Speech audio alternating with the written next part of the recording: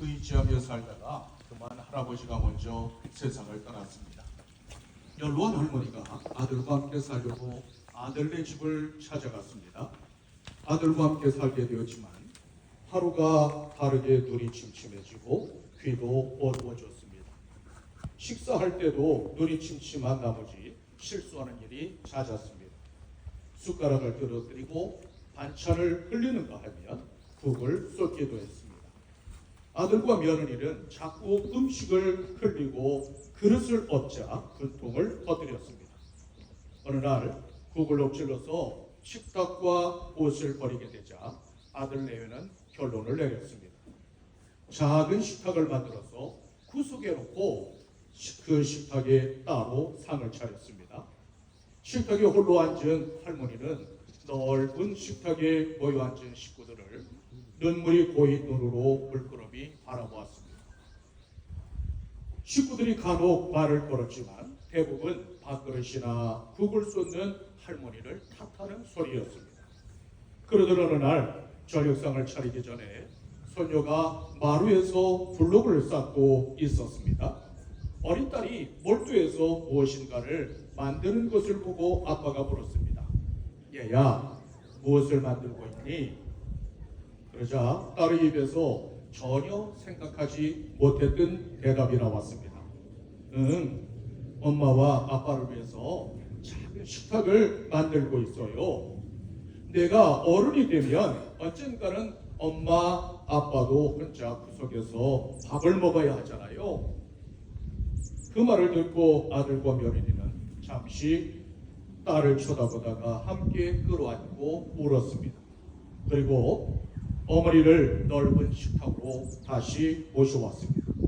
그때부터 할머니가 실수를 하더라도 싫어하는 기색을 보이지 않았습니다. 출애굽기 20장 12절에서는 이렇게 말씀하고 있습니다. 내 부모를 공경하라. 그리하면 내 하나님 여호와가 내게 준 땅에서 내 생명이 길리라. 부모를 공경하는 부모 공경은 축복의 약속이 있는 첫 계명입니다. 부모를 공경하는 것은 세상의 모든 질서와 도덕과 윤리를 세우는 기초가 됩니다. 이 땅의 사회의 기초를 이루는 가장 중요한 다리는 바로 가정입니다. 그런데 그 가정을 유지하는 가장 중요한 요소는 자식에 대한 부모의 사랑과 부모에 대한 자녀의 공경입니다. 하나님께서 명령하신 부모 공경이란 무엇일까요? 보는 눈이 있으니까 체면치레 하면서 그저 음식 대접이나 하고 용체를 챙겨드리면 부모를 공경한다고 말할 수 있을까요? 공경하라고 하는 이 말은 반드시 존경하라, 절대적으로 존귀하게 하라는 뜻입니다. 따라서 공경은 우러러 받드는 마음이요, 존경하며 사랑하는 마음입니다. 그분의 자녀가 되는 것을 자랑과 긍지로 여기는 마음이 바로 부모 공경입니다. 부모에게는 순종으로 끝나는 것이 아니라 사랑하며 존경해야만 합니다. 존중하며 내가 받을 존귀와 영광까지 우리 부모님에게 돌려드리는 것, 그것을 가리켜서 우리는 부모를 공경한다고 말합니다. 부모 공경은 하나님을 경외하는 자가 반드시 실천해야 할 가장 중요한 덕목 중에 하나입니다. 따라서 하나님께서는 부모를 정성껏 모시고 섬김으로 하나님을 섬기며 하나님께 순종하는 법을 배우게 하셨습니다. 다른 계명은 하지 말라고 말씀하셨기에 하지 않으면 됩니다. 그러나 부모 공경은 아무리 잘 감당하더라도 끝없이 모자라는 계명입니다. 우리 부모님이 훌륭하지 못하고 때로는 심스러운 그런 분들도 있을 수 있습니다. 머리가 굵어지면 부모님이 점점 부족해 보이고 그 모습이 초라하고 싫을 때도 있습니다. 그러나 부모는 나에게 생명을 나누어 주신 분들입니다. 이 한 가지만으로도 존경과 사랑을 받아야 마땅한 분들입니다. 그분들이 자녀가 된 것을 자랑하고 기뻐하는 것, 그것이 바로 진정한 공경입니다. 요즘 전통윤리에 상당한 변화가 일어나고 있습니다. 어느 순간 노인들은 가정과 사회에서 점점 짐스러운 존재처럼 여겨지게 되었고 빗방 늙은이로 밀려나고 있습니다.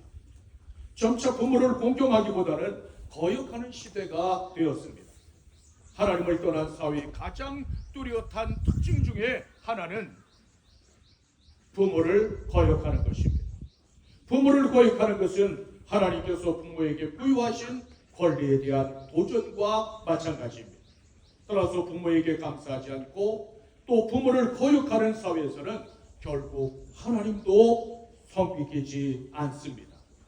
이러한 시대의 성경은 하나님의 자녀인 우리 모든 성도들을 향하여 너희 부모를 공경하라고 명령합니다. 우리가 기억해야 할 것은 하나님을 경외하는 것과 부모님을 공경하는 것이 결코 다른 것이 아니라는 사실입니다. 하나님을 경외하는 것이 곧 부모님을 공경하는 것이요, 부모님을 공경하는 것이 바로 하나님을 경외하는 것입니다. 그러므로 하나님을 섬기는 마음으로 최선을 다해서 부모를 공경할 수 있는 여러분들이 되시기를 주님의 이름으로 축원합니다. 왜 우리는 부모님을 공경해야 할까요? 그 이유는 사람 간에 지켜야 할 계명 가운데 가장 첫 번째 계명이 바로 부모를 공경하라는 말씀이기 때문입니다. 아울러 부모는 하나님의 대리자로 보내주신 분이시기도 하기 때문입니다. 보이는 부모님을 섬기지 못한다면 보이지 않는 하늘의 아버지를 결코 섬길 수 없습니다. 어떻게 하나님을 경외하는 자가 사람들 간에 지켜야 할 가장 중요한 계명을 어길 수 있겠습니까? 눈에 보이는 부모조차 공경하지 못한다면 어떻게 하나님을 경외한다고 말할 수 있겠습니까? 그러므로 우리가 진심으로 하나님을 경외한다면 부모를 공경하는 것이 마땅합니다. 예수님의 어린 시절에 관한 이야기는 별로 없습니다. 다만 두세 절 정도가 전부입니다. 누가복음 2장 51절에서는 이렇게 말씀하고 있습니다. 예수께서 함께 내려가사 나사렛에 이르러 순종하며 받드신 부모에 대한 자식으로서의 도리를 다 하셨다는 말씀입니다. 이처럼 예수님께서는 하늘에 계신 아버지께 순종하셨을 뿐만 아니라 땅에 계신 육신의 부모님께도 순종하셨습니다. 모든 성도들은 우리 주님처럼 하나님께 대한 도리와 함께 사람에 대한 도리도 다할 수 있어야 합니다.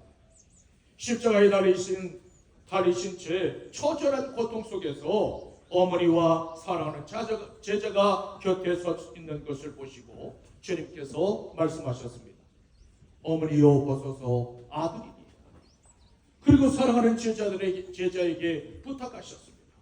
보라 내 어머니라. 예수님은 그 처절한 고통 속에서도 결코 어머니를 잊지 않으셨습니다. 심리학자들의 말을 빌리면 자식은 부모로부터 가장 많은 상처를 받고 부모도 역시 자식으로부터 가장 많은 상처를 받으며 살아간다고 합니다. 하나님의 말씀인 율법대로 한다면 이 자리에 있는 우리 중에 돌에 맞아 죽지 않을 사람이 과연 누가 있겠습니까? 하지만 우리는 아직도 살아서 숨쉬고 있습니다. 결국 부모님의 희생과 사랑 때문입니다. 우리 부모님들은 자식을 위해서 모든 것을 내어주셨습니다. 자식들을 먹어 살리신 두 손은 거북이 등껍질처럼 그야말로 깊게 패였고 가르치리라 애쓴 등어리는 새우처럼 등이 굽어버렸습니다. 노심초사하느라 이마에는 깊은 주름이 들이었고 땀방울, 눈물방울 마를 날이 없었습니다. 이제나 저제나 나간 자식 기다리느라 눈은 침침해졌고 기도하시느라 무릎은 닳고 또 닳았습니다. 이 땅의 모든 자식들은 어머니의 사랑과 피를 머금고 태어나 어머니의 눈물과 땀을 먹고 성장합니다. 그러므로 성경은 너희 부모를 공경하라고 명령하고 있습니다. 부모님을 공경하고 순종하십시오. 이것이 약속이 있는 첫 계명입니다. 부모를 공경하려면 어떻게 해야 할까요? 먼저 부모에게 충종해야만 합니다. 본문 22절 상반절에서는 이렇게 말씀하고 있습니다. 너를 낳은 아비에게 충종하라. 충종은 듣는다, 순종한다는 뜻입니다. 충종은 말씀하시는 대로 온순하게 듣고 순종하는 것을 의미합니다. 부모에게 순종해야 하는 근본적인 이유는 너를 낳았기 때문이라고 말씀하고 있습니다. 우리는 부모로부터 생명을 얻어 이 세상에 존재하게 되었으므로 부모님의 말씀에 충종할 수 있어야 합니다. 부모가 아무리 볼품도 없고 부족하다 할지라도 그분들은 생명의 대리자이십니다. 따라서 부모에게 순종하는 것은 부모에게 불순종하는 것은 하나님께 불순종하는 것과 마찬가지입니다. 또 부모에게 눈을 부릅뜨는 행위는 하나님을 거역하는 행위와 마찬가지입니다. 나이가 들면 예전에 배웠던 지식이 다 무용지물이 되고 말고 가치관에도 상당한 변화가 일어납니다. 그런데 자식들은 그런 부모를 이해하지 못한 채 무시하는가 하면 잔소리라고 생각하기 때문에 귀찮아. 그러나 성경은 무엇이라고 말씀할까요? 너를 낳은 부모에게 충종하라고 명령하고 있습니다. 부모에게 충종하는 모습은 우리 예수님의 모습을 통해서 배울 수 있습니다. 예수님께서는 하나님 아버지의 뜻에 따라 이 땅에 오셨고 죽기까지 순종하셨습니다. 그러므로 하나님 뜻 안에서 부모에게 충종하는 것은 우리 모든 성도들의 마땅한 의무입니다. 부모에게 패역하는 자에게는 하나님의 무서운 심판이 있습니다. 잠언 30장 17절에서는 이렇게 말씀하고 있습니다. 아비를 조롱하며 어미 순종하기를 싫어하는 자의 눈은 골짜기에 까마귀에게 쪼이고 독수리 새끼에게 먹히라. 부모에게 순종하지 않고 패역하는 자에게는 무시무시한 형벌이 있으리라는 말씀입니다. 부모를 공경하고 섬기는 것은 해도 좋고 안 해도 그만인 단순한 규범이 아니라 하나님의 엄숙한 명령입니다. 성경은 부모를 업신여기고 순종하지 않는 자는 까마귀와 독수리 새끼가 심판할 것이라고 말씀하고 있습니다. 예레미야 35장 8절 이하에서는 이렇게 말씀하고 있습니다. 우리가 레갑의 아들 우리 손주 요나답이 우리에게 명령한 모든 말을 순종하여 우리와 우리 아내와 자녀가 평생에 포도주를 마시지 아니하며 살집도 짓지 아니하며 포도원이나 밭이나 종자도 가지지 아니하며 장막에 살면서 우리 손주 요나답이 우리에게 명령한 대로 다 지켜 행하여.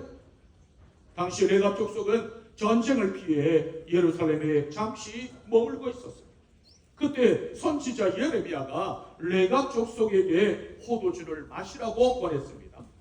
그러나 레갑 족속은 300년 전에 자기 조상 요나답이 명령한 대로 우리와 우리 아내와 자녀가 평생에 포도주를 마시지 않는다며 거절했습니다. 레갑 족속들은 마치 요나답이 살아 있기라도 한 것처럼 그분의 유언을 성실하게 지켰습니다. 충종은 이렇게 하는 것이라고 하는 것을 보여주는 대표적인 사례입니다. 부모에게 충종하는 것은 그렇게 어려운 일이거나 불가능한 일이 결코 아닙니다. 더구나 시간과 돈이 드는 일도 아닙니다. 예수님께서는 말씀에 대한 충종의 결과를 반석 위에 세운 집과 모래 위에 세운 집으로 비유하셨습니다. 충종한 사람은 반석 위에 집을 세운 사람과 같고 그렇지 못한 사람은 모래 위에 집을 세운 것과 같습니다. 부모 공경은 하나님의 약속이 있는 첫 계명입니다. 그러므로 하나님의 말씀에 충종하고 약속된 축복을 받아들일 수 있는 여러분들이 되시기를 주님의 이름으로 축원합니다. 또한 부모를 경히 여기지 말아야만 합니다. 본문 22절 하반절에서는 이렇게 말씀하고 있습니다. 내 늙은 어미를 경히 여기지 말지니라. 경히 여긴다는 말은 경멸한다, 멸시한다는 뜻입니다. 어미가 비록 늙었을지라도 멸시하지 말고 순종하라는 말씀입니다. 부모님이 늙으면 지각 능력이 떨어지게 되고 경제력이나 여러모로 다 떨어질 수밖에 없습니다. 힘이 있을 때 좋은 것을 자식들에게 다 나누어 주셨고 이제는 더 이상 나누어 줄 것이 없는 부모님은 자식들의 눈치가 보입니다. 그런데 그 늙은 부모를 멸시하고 업신여기면 그 사람은 짐승만도 못한 사람입니다. 중요한 사실은 늙은 부모를 경멸하고 멸시하는 사람이 무슨 수로 하나님을 섬길 수 있겠습니까? 인생에 있어서 가장 큰 고통은 자신의 존재가 사라지는 때입니다. 따라서 자식은 부모님의 노고를 기억하고 존중해 드려야 합니다. 점점 작아지고 쭈글쭈글하신 부모님을 자랑스럽게 생각하고 한숨 쉬고 눈물 흘리지 않도록 위로할 수 있어야 합니다. 이 땅에 사는 누구도 부모님을 대신할 수 없습니다. 자식은 살기 힘들면 부모까지라도 내버리기도 하지만 부모는 그 자식이 길을 잃어버릴까봐 나뭇가지를 꺾고 놓는 분들입니다. 더러 내 부모가 가진 것이 없고 또 훌륭하지 못하다고 부끄럽게 여기는 사람들이 있지만 다 어리석은 생각입니다. 그분들을 통해서 내 생명을 보내주셨고 또 나에게 이와 같은 오늘의 나를 만들어 주셨기 때문에 그 부모님들을 존경하고 자랑스럽게 여기고 감사할 수 있어야 합니다. 연로하신 부모님이 점점 실수가 잦아질 때면 내가 어렸을 때를 기억하십시오. 연로하신 부모님이 점점 식탁 위에서 도저히 같이 밥을 먹을 수 없을 지경이 되거든. 그때는 내가 어렸을 때 그 모습을 기억하시길 바랍니다. 그때 부모님이 없었더라면 우리는 오늘이 없었습니다. 부모님은 언제나 참아주셨고 또 기다려주셨습니다. 이제는 자식이 늙으신 부모님의 실수와 허물을 참아주고 오히려 위로해 드려야 할 때입니다. 언젠가 홀로 서지 못하고 혼자서는 밥조차 드실 수 없을 때가 오거든 그때 싫어하거나 멸시하지 마십시오. 부모님이 대소변을 가리지 못할 때가 오거든 싫다, 더럽다, 경멸하지 마십시오. 그때는 하나님께 축복을 받을 수 있는 가장 결정적인 기회입니다. 기쁨과 감사함으로 그 일을 감당하면 하나님께서 약속하신 놀라운 축복을 받아 누리게 됩니다. 이 땅에 사는 모든 어머니들에게 가장 큰 영광이 있다면 자식들로부터 공경과 사랑을 받으며 늙어가는 것이 아닐까요? 반대로 가장 서러운 일이 있다면 내가 낳은 자식들로부터 경멸과 멸시의 대상이 되는 것일 것입니다. 내가 내 부모를 멸시하면 내 자식도 나를 반드시 멸시할 것입니다. 그러므로 부모를 경멸하는 것은 결국 자기 자신을 스스로 경멸하는 것과 마찬가지입니다. 심은 대로 거두는 법입니다. 신명기 27장 16절에서는 이렇게 말씀하고 있습니다. 그의 부모를 경홀히 여기는 자는 저주를 받을 것이다. 모든 백성은 아멘 할지니라. 하나님께서는 부모를 공경하면 이 땅에서 내 생명이 길이라고 하는 놀라운 축복을 약속하셨습니다. 반대로 그 부모를 업신여기고 멸시하면 저주가 임하게 될 것이라고 말씀합니다. 따라서 부모를 공경하는 것은 하나님을 경외하는 자가 반드시 실천해야 할 가장 기본적인 덕목입니다. 그렇다면 여러분들은 지금까지 무엇을 심으셨습니까? 늙은 부모를 멸시하지 말고 오히려 높여드리십시오. 존귀하게 섬기셔서 약속된 축복을 받아들일 수 있는 여러분들이 되시기를 주님의 이름으로 축원합니다. 또한 부모님을 즐겁고 기쁘게 기쁘게 해야만 합니다. 본문 25절로부터 26절에서는 이렇게 말씀하고 있습니다. 내 부모를 즐겁게 하며 너를 낳은 어미를 기쁘게 하라. 내 아들아 내 마음을 내게 주며 내 눈으로 내 길을 즐거워할지어. 너를 낳고 키우기 위해서 평생을 바친 부모님께 기쁨을 드리도록 힘써 효를 실천하라는 말씀입니다. 이것은 권면이나 선택할 수 있는 말씀이 아니라 하나님의 엄중한 명령입니다. 자식이 주는 기쁨보다 더 큰 기쁨은 이 세상에 없을 것입니다. 그렇다면 부모님을 기쁘게 하는 길이 과연 어디에 있을까요? 좋은 옷을 사드리고 좋은 음식을 대접하면 기뻐하실까요? 물론 그것도 한 가지 방법입니다. 그런데 오늘 본문에서는 내 마음을 내게 주며 내 눈으로 내 길을 즐거워하라고 말씀합니다. 내 마음을 내게 달라고 하는 이 말은 나를 가장 귀히 여겨 사랑하고 나를 향한 관심을 거두지 말라는 뜻입니다. 그리고 내 눈으로 내 길을 즐거워하라고 하는 이 말은 내가 간 길을 너도 기쁜 마음으로 그대로 가라는 뜻입니다. 이처럼 완전한 길을 걸어가신 분이 바로 예수 그리스도이십니다. 그러므로 우리는 주님께서 걸어가신 그 길을 보며 그대로 따라가야만 합니다.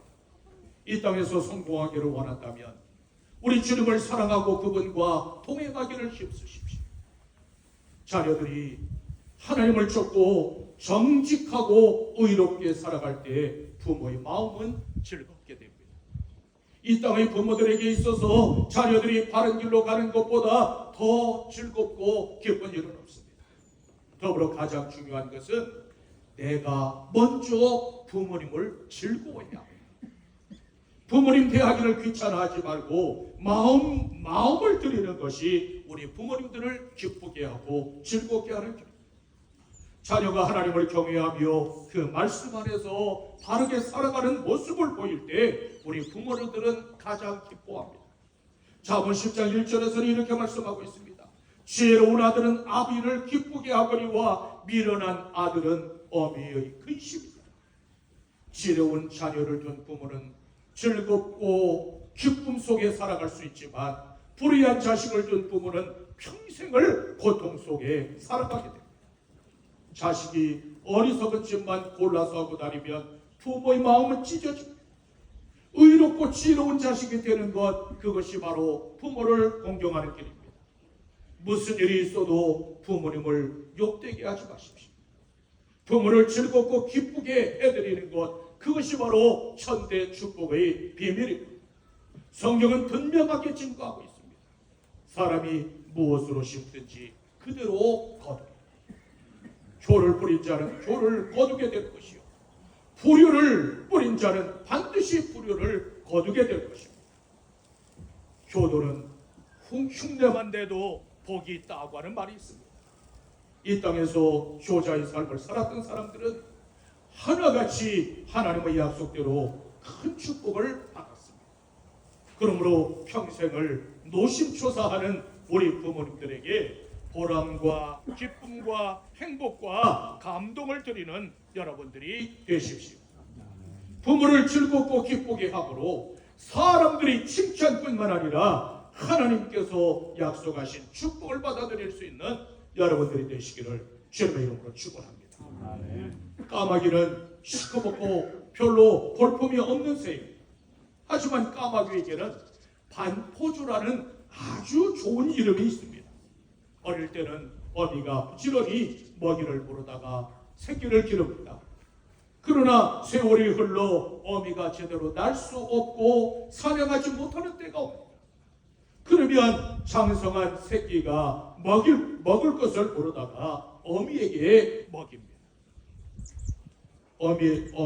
이 어린 까마귀는 그 어린 시절에 어미의 도구에 보답하며 살아갑니다. 그래서 시커멓고 그 못생긴 까마귀를 가리켜 반포조라고 부릅니다.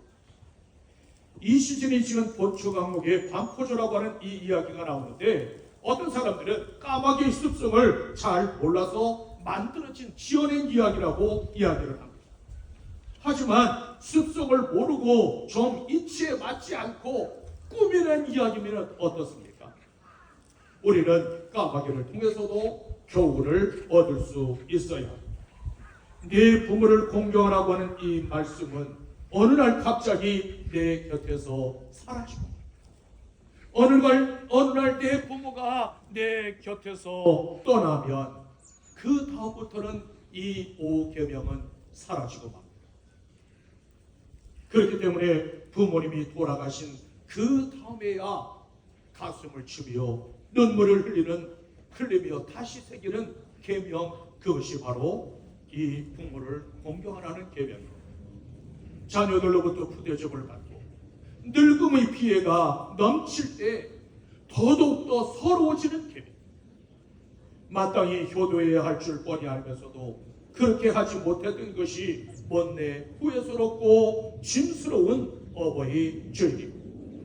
아마 이제 효도 한번 해볼까 두리번거려도 꽃 한 송이 달아드릴 어버이가 계시지 않는 분들도 계십니다. 이 땅의 모든 자식들은 부모의 야간장을 다 녹여야 사람 꼬시를 합니다. 날이 갈수록 부모에게 무관심하고 거역하면서도 그것이 죄인 줄조차 모르는 시대를 지금 우리는 살아가고 있습니다. 어쩌면 불효하는 것이 마치 당연한 것처럼 받아들여지는 시대입니다. 그러나 늙으신 부모님을 섬길 줄 알고 높일 줄 알아야 합니다. 우리가 이 땅에 살아가면서 받을 최고의 은혜는 우리 부모님들의 은혜입니다. 연말에 효도는 흉내만 내도 복되다는 말이 있습니다. 오늘은 흉내라도 낼 수 있는 그런 날로 삼으십시오. 부모 공경은 자녀로서의 바른 도리뿐만 아니라 하나님을 섬기고 사랑하는 또 다른 방편입니다. 부모 공경은 자녀로서 마땅한 계명입니다. 그러므로 애간장을 녹이며 우리를 사랑하신 우리 부모님을 공경하고 또 그 부모님에게 충종할 수 있는 여러분들이 되시기를 주님의 이름으로 축원합니다. 아멘. 이 시간 우리 함께 잠시 우리 부모님의 은혜를 기억하면서 또 다 하지 못했던